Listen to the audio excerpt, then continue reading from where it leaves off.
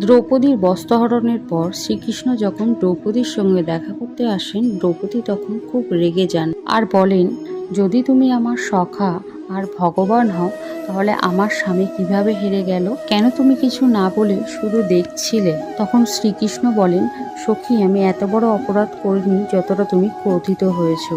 সেখানে তোমার 5জন স্বামীই ছিল, তাদেরকে জিজ্ঞাসা করো কেউ কেউ একবারও আমার কথা তখন স্মরণ করেছিল? যখন দুর্যোধন বলেছিল আমাদের তরফ থেকে পাশা আমাদের মামা শকুনি ফেলবে, তখন কি 5 পাণ্ডবের মধ্যে কেউ বলেছিল আমাদের তরফ থেকে পাশা শ্রীকৃষ্ণ ফেলবেন?